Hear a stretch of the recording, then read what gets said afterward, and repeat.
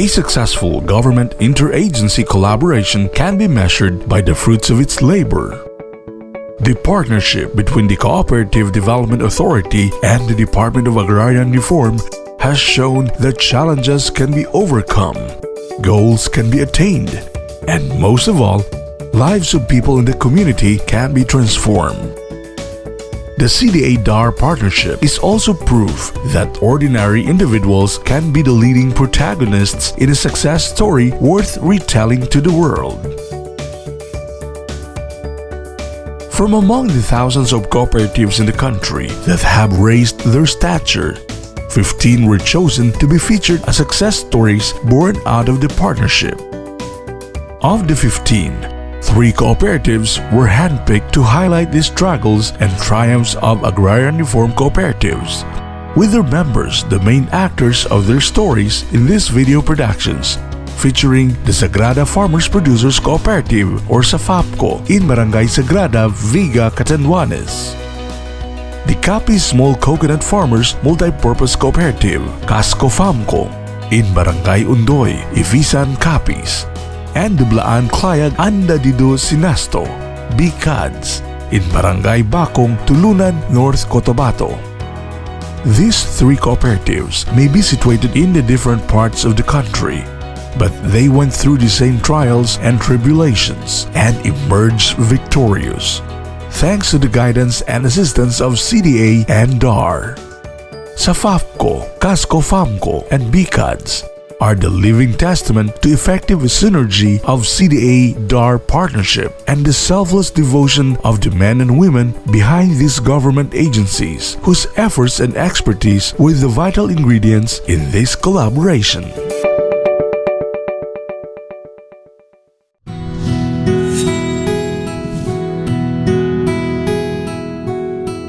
At first glance, Barangay Sagrada, a rural village in the municipality of Viga, Catanduanes Province, looks like just another dot on the map. But like many areas in southern Tagalog, Sagrada is an abaca-producing barangay. Its people also grow rice and root crops for food and commerce. Groups like the Sagrada Farmers Producers Cooperative or SAFAPCO have been contributing to the growing abaca production industry in the country, particularly in Catanduanes, which is considered as the largest producer of abaca not just in the Bicol region but in the entire Philippines. SAFAPCO was on its way to becoming a major player in abaca production in the province when an unfortunate incident wiped out its records and documents, where it almost crippled the cooperative. But the fire that consumed SAFAPCO's papers was not the only challenge that it had faced. Its members were disheartened as well due to the mismanagement of its past officials, and for half a decade the co-op has not progressed. But slowly its members gained enough courage to continue what they had started, and the co-op was on its feet once again. This time, under a new leadership and a new vision that would propel SAFAPCO to new heights. The Sagrada Farmers Producers Cooperative, SAFAPCO, was created in 2004 by 36 agrarian reform beneficiaries whose means of livelihood include rice and root crop farming, cash crop production, and abaca growing. For the members of SAFAPCO, abaca production involves hard labor and the mercy of the elements, since yield is only at optimum during the dry spell and would decline during the rainy season. Tumaas nga ngayon yung presyo ng abaca, pero mataas din ang presyo ng bilihin. Doon kami nagiging kawawa. Napakahirap mag ng abaca, pero no choice kami. Wala kaming ibang magagawa kundi magtrabaho para sa pamilya. Kasi kailangan yun eh. Maganda naman yung layunin nila ng cooperative. Kaya siyempre kami wala din kaming tutol para hadlangan yung magandang layunin na yun. Bagkos susuportahan namin kung anong kagandahan na yun at handa kaming tumulong. Ngayon naman, sa hirap ng trabaho, sir, sa abaca, talagang mahirap talaga yan. Lalo na pagka ang area mo, nasa malayo, pagka nandun ka na, bibili din mo, ganito. Lahat-lahat, halos finished product mo yan. Ganyan na sir. Tapos pasan-pasan mo yun, pababa, yung produkto mo. Tsaka ka magkakaroon ng pera. Pagka tag-init, magandang mabilis, tsaka magandang kita mo kasi tag-init, mabilis ka magkaroon ng produkto.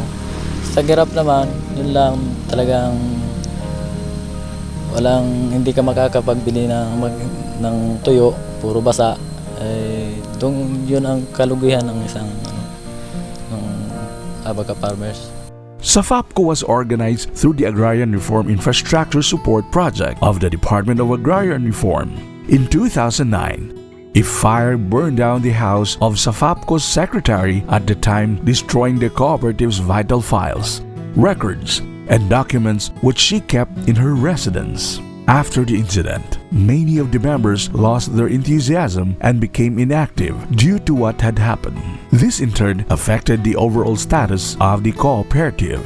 The mismanagement of some of its previous officials was also a major factor that led to the co-op's inactive status. Because of this, SAFAPCO failed to submit their mandatory reports to the Cooperative Development Authority and other regulatory agencies of the government. The small business of the cooperative was neglected, and in 2009, it became non-operational.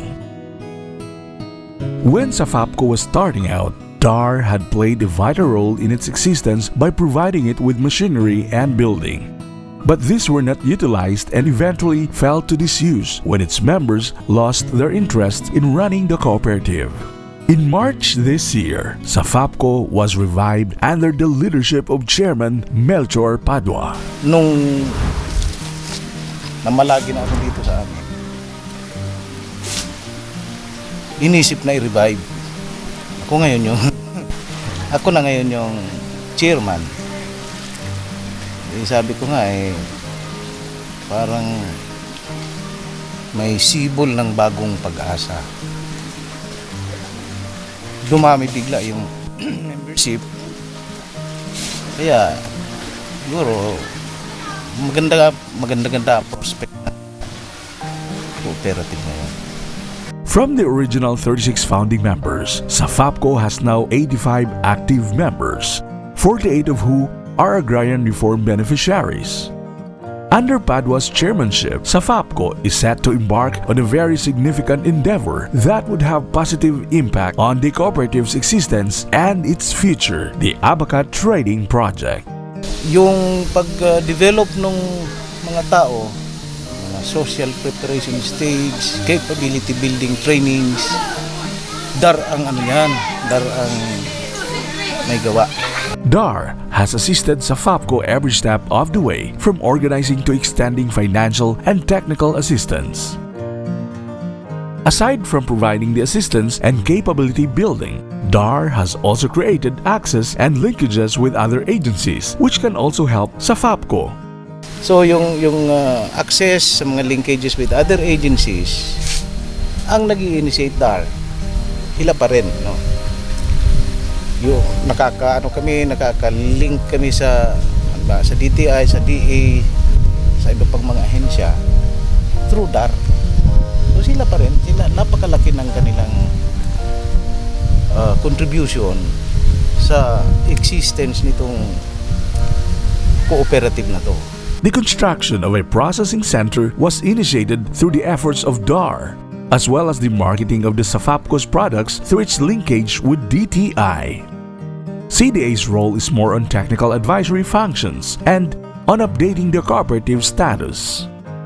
Yung CDA, yan ang go-between namin doon sa Big Brother Cooperative na yung PLDC nga.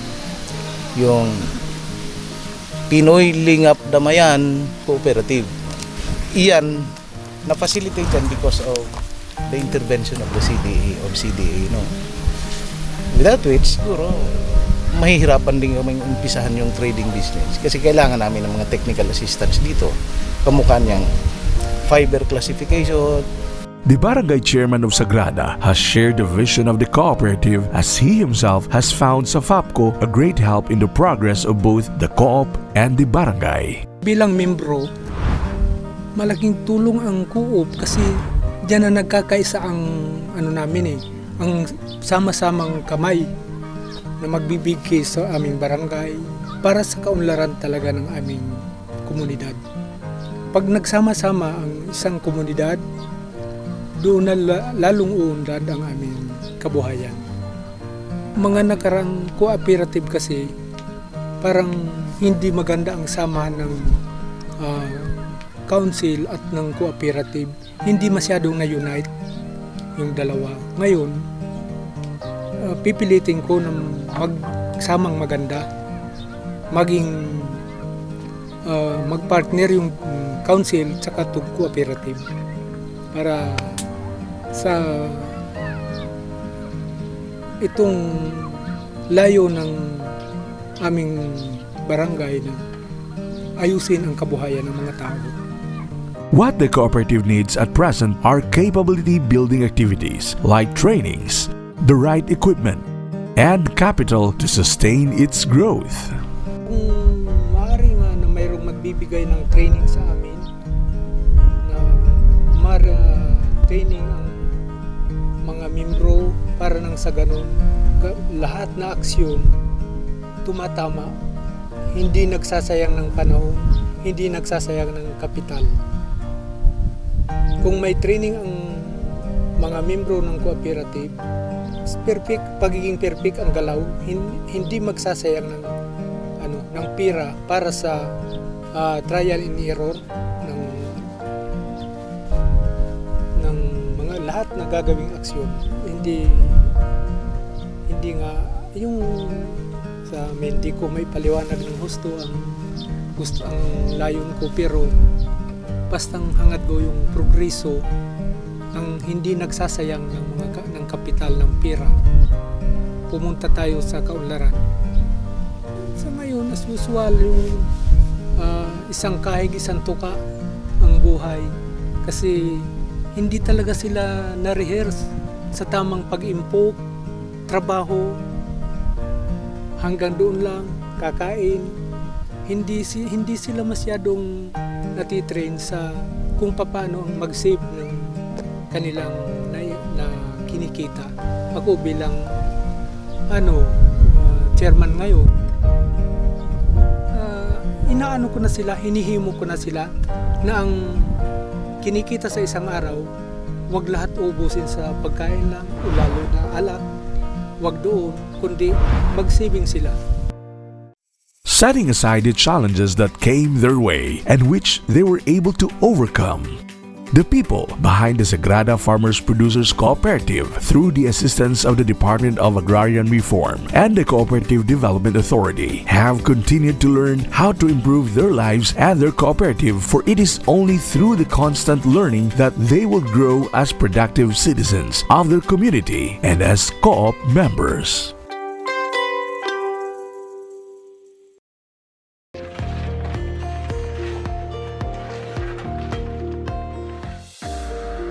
Ako po si Adan Laurelia. Chairman po ako dito sa Kapisbong Coconut Farmers Marketing Cooperative simula noong year 2013. In a small village in Ondoy, Ibisan, Capiz, there is a tale worth telling. It's a story of how a small cooperative grew from a handful of individuals to thousands of members who decided they will not allow any setback to stand in the way of their goal. If there's one co-op that refuses to quit every time a trial comes its way, it's the Capiz Small Coconut Farmers Multi-Purpose Cooperative, or Casco Famco. Casco Famco has been through different kinds of tragedies, from a typhoon that ravaged the coconut farms to drought that has affected their source of income, from the mishandling of its finances to a fire that consumed the co-op's building, but they have overcome all these. Every single one of those events that came to them did not crush the spirit of the Casco Famco members. These tragedies actually made them even more determined in their resolve to bounce back better and stronger from where they were before. They say that coconut is the tree of life, and Capiz has an abundance of these towering crops. Casco Famco members have been utilizing the coconuts and their products as the co-op's main source of livelihood. At first, the co-op went into processing whole nuts for cooking oil. When a long dry spell hit their village, it took Casco Famco 2 years to recover from the losses. The co-op's financial losses piled up when the past leaderships mishandled its finances. Like other cooperatives, Casco Famco started out as small, with 42 original members when it came into existence in 1994, until it slowly grew. Nagsimula kami ng piso-piso lang yung pagbigay namin ng share capital. Hanggat umabot na ng mga 200, abot ng 300, at nagsimula kami ng pagbili ng lupa. Binili ito ng mga pira ng mga members namin. Ang una naming produkto dati, nagbibili kami ng whole nuts. Saka i-process namin sa cooking oil. Casco Famco was on its upward trajectory when a series of tragic events put the co-op's members to the test. Na lugi kami, no? Dinaanan kami ng drought. Katapos ng drought, dinaanan kami ng mismanagement. Dahil yung nagdadala ng aming management dito ay pinaglaruan yung pira. Nakarecover kami ng ilang taon. Kasimula na kami ng malaki-laki na mga process namin. Yun na, dinaanan naman kami ng Yolanda. Nung Yolanda, marami naman ang aming nawala na mga produkto dahil wala nang whole nuts na bibili. Kaya nang dumaan yung Yolanda, nagbigay ang UNDP ng sinso sa amin. Yun, nagnegosyo kami ng coco lumber. Nangyari na naman, bigla na namang may calamity nga nagdating sa amin. Nasunugan kami ng aming building, nasunog yung mga equipment namin, nawala na kami ng hanap buhay. As quickly as the tragedies happened, Casco Famco lost no time in getting back on its feet. Nagtulong-tulong yung mga members dito. Nagbigay ng kahit ano na gamit, nagbigay ng bamboo, no? At ipagawa namin. Kaya nagsimula na pagbili namin ng kuktabayo.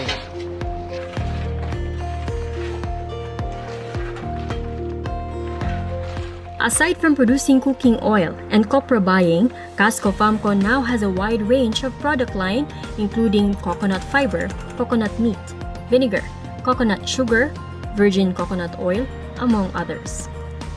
Casco Famco's ability to remain steadfast in standing up after falling time and again is its members who refuse to surrender in the face of difficulties.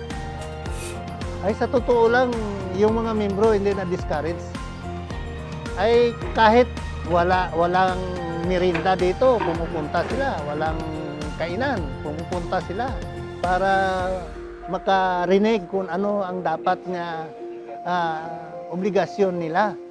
Malaki yung tiwala nila sa management ngayon.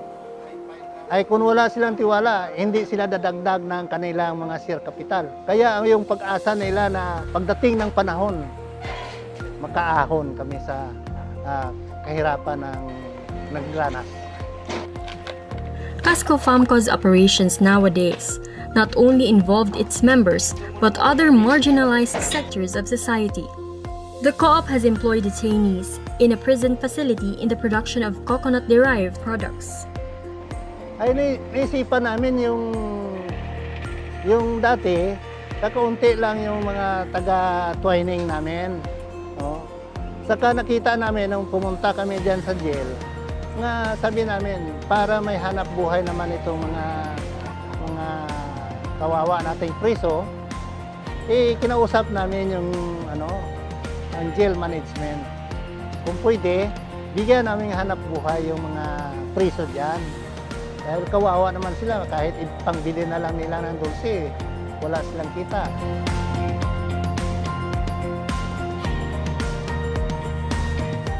The Department of Agrarian Reform, or DAR, was instrumental in empowering the Casco Famco in the form of various assistance extended to the co-op through the years. So in terms of interventions naman, medyo marami-rami na rin yung mga interventions namin na naibigay. It ranges from technical assistance, particularly on the capacity development. May mga trainings tayo na na-provide sa kanila. Then meron din tayong mga trainings on product development, particularly on the cocoa oil mill na output. So may mga linkage tayo na na-establish with the DTI, DOST para matulungan yung co-op na i-market yung kanilang mga products. Ang first and foremost na infrastructure project na naibigay na namin sa kanila under noon sa Village Level Processing Center. Yung phase 1 kasi ng building kami yung nag-provide yung sa likod. DAR yung nag-fund noon para i-construct yung isang building. Sa other components ng infrastructure, actually nagbigay din kami sa kanila ng project in terms of yung tracking facility. For the past years na nag-a-assist kami sa kanila, maganda na yung takbo ng kooperatiba. Because of the direction that Casco Famco is taking, DAR believes it will grow much bigger as a cooperative specializing in the processing of coconut products, and that, eventually, it will become a major player in the coconut processing industry in the Panay Island. So in terms of operation naman, maganda yung takbo ng operation in terms of management. So maganda yung, malaki yung potential ng co-op na eventually mag-grow siya, magiging isang millionaire co-op siya. Given ng mga difficulties na na-encounter in the past, for almost 5 years, nakita namin yung development ng co-op kasi nagsimula sila sa pinakamaliit. The Cooperative Development Authority, or CDA, also has its own role in seeing to it that the co-op has complied with all the requisites it needs to survive and grow. When it comes sa mga intervention ng CDA, so sa mga technical assistance po, sa mga reports na kuminsan may mga bagay na hindi nila masagutan yung mga reports, so tinutulungan natin. At saka sa mga inspections, every year kasi yung CDA, kami mismo tinitingnan namin, pumupunta kami sa co-op para inspeksyonin namin kung ano pang mga problema. Yung CDA kasi pag may problema sila at saka yung mga technical assistance, yun kami pumapasok. Kasi hindi naman kami pwedeng pumasok na mag-intervene sa kanila kasi number 4 principles ng co-op sa cooperative is autonomous and independent yung co-op sa kanilang operation. Ay sa akin malaki yung bagay. Dahil siyempre, unang-una, yung pag-edukar. Kung wala kang alam-alam sa mga gawain dito, wala kang magawa. Casco Famco's success story should be emulated by other co-ops who are struggling and are about to give up when faced with hardships. There is no easy way to success, but Casco Famco has proven that with the right attitude and the right amount of optimism, success can be achieved.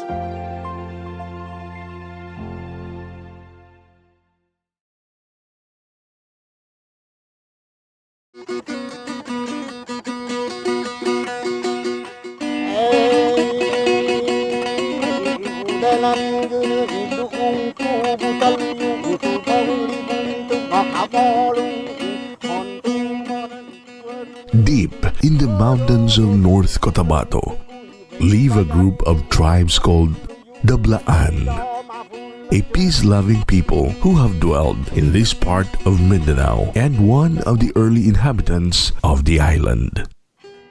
They are blessed with the bounties of the natural resources around them and have utilized its rich soil for farming, planting it with banana, corn, coconut, rubber tree, ginger, root crops, and fruit-bearing plants. As one of the Lumad groups in Mindanao, the Blaan still have their traditions intact as reflected on how they live their lives on a day-to-day basis. The lack of infrastructure and development initiatives have made it difficult for the Blaan people to improve their economic standing. The villagers used horses instead to transport their agricultural products, even though these work animals have a hard time traversing the muddy road. To go to the poblacion, the people, with their horses carrying the produce, are left with no other choice but to pass through the muddy trail, flowing rivers, steep hills, and lush forests during a heavy rain brought by bad weather. Farmers cannot even bring their products to the market in the poblacion. The development that came to North Cotabato also brought to the peaceful tribe the armed conflict between the government forces and communist rebels that affected their lives, their communities, and their culture. Ang pagbago sa Bakong kay suno sa ilang grupo murag na kuana na balik sa gobyerno ang uban. Nag-surrender na tong mga uban nga MPA. Wala na kayo mo kuan diri. Wala na sila mo puyo-puyo diri. Nga ang katong mga Blaan nga ilang murag na kabig, murag na hinay-hinay tug birapod. Nga ayaw mo uban diha kay wala mo makuha diha.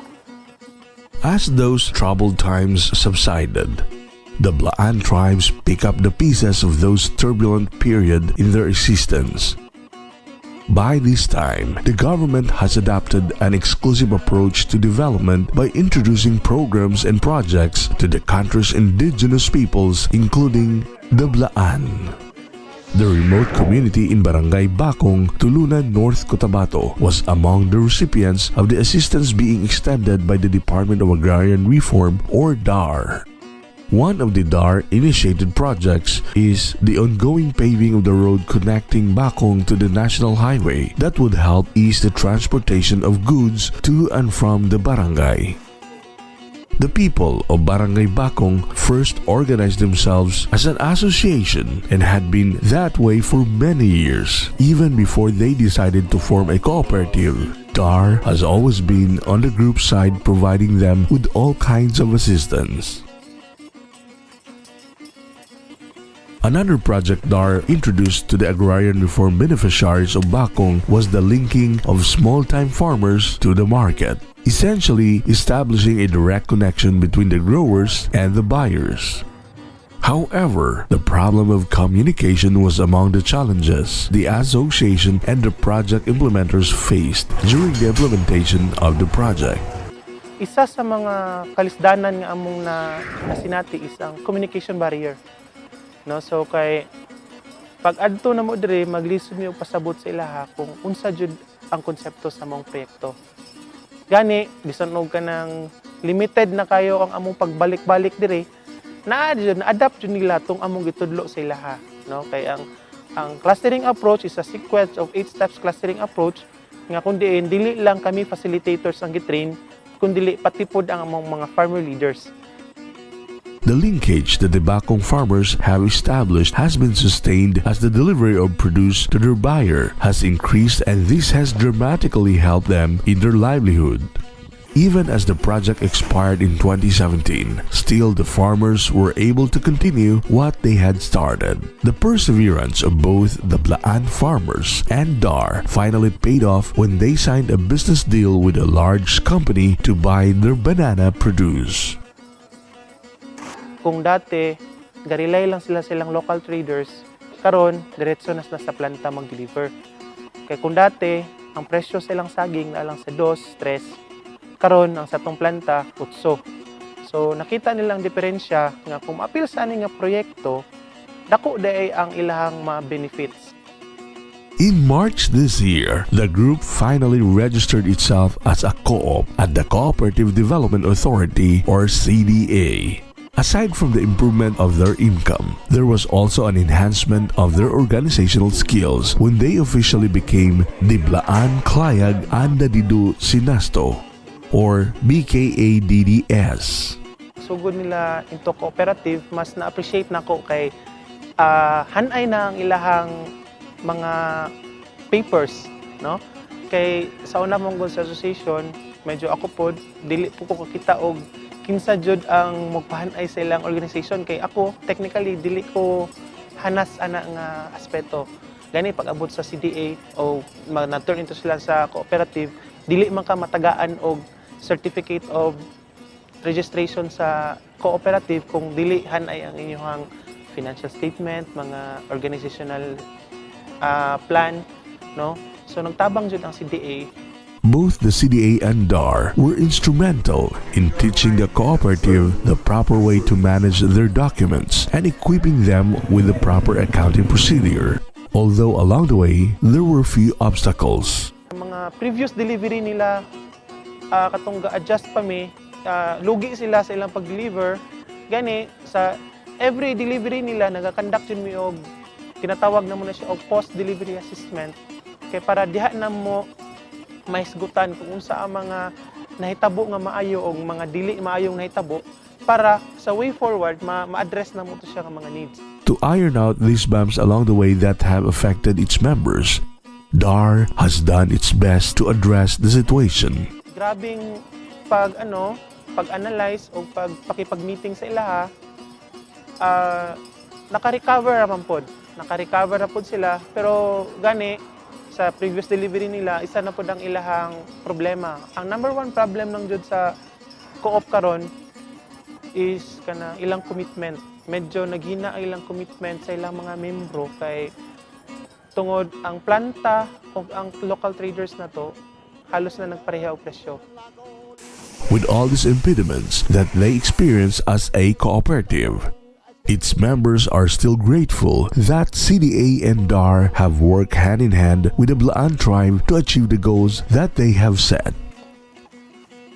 Ako nga tribo gyud mas kung in term of cooperative nagay unity. Nay kanang pagkakaisa nga mahimong malutayon og malambuon ang cooperative. Nga bisan ingon nga tribo kaya pud mo dumala sa isa ka kooperatiba. With the pains of the past behind them, the cooperative is optimistic. Things will get better for its members. Now, the co-op's product delivery has increased and they can now demand for a better price for their produce. Slowly, the issues and concerns that have raised were slowly being addressed through DAR and CDA interventions. Dako kayo kong pasalamat, sir. Kay dili tungod nila, wala mi nahimong co-op. Og tungod sa ilang tabang na porma mi og na kuan gyud mi nga mahimong kanang confidence namin nga mahimong co-op tungod sa DAR CDA nga partnership. Ug dako kayo mong pasalamat sila.